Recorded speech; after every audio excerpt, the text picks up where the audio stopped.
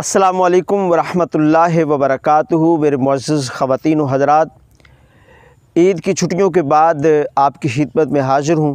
آج کی جو بہت ہی اہم بات آپ کی خدمت میں لے کے حاضر ہوں، جو کہ آج لوگ کسی کی مصیبت پر خوشی کا اظہار کرتے ہیں، کسی کی تکلیف کو دور نہیں کرتے بلکہ اس تکلیف پر راضی ہوتے ہیں۔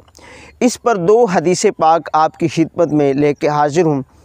سب سے پہلے تو آپ کی خدمت میں ایک حدیث پاک لے کے حاضر ہوں۔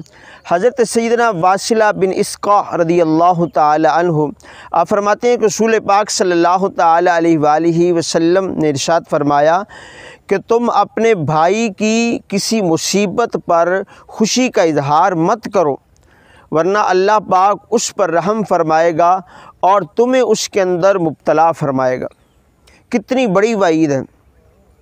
اور پھر ایک اور حدیث پاک سنیے، کسی کی تکلیف کو دور کرنے کا کتنا بڑا ثواب ہے کہ حضرت سیدنا ابو ہریرہ رضی اللہ تعالی عنہ آپ فرماتے ہیں کہ رسول پاک صلی اللہ تعالی علیہ وسلم نے ارشاد فرمایا کہ جو اپنے مومن بھائی کی تکلیف کو دور کرے گا، اللہ پاک اس کی قیامت کی تکلیف کو دور کرے گا، اور جو تنگ دست کے لیے آسانی پیدا کرے گا، اللہ پاک اس کے لیے دنیا آخرت میں آسانیاں پیدا فرمائے گا، اور جو اپنے بھائی کی پردہ پوشی کرے گا، اللہ پاک اس کی قیامت والے دن پردہ پوشی فرمائے گا۔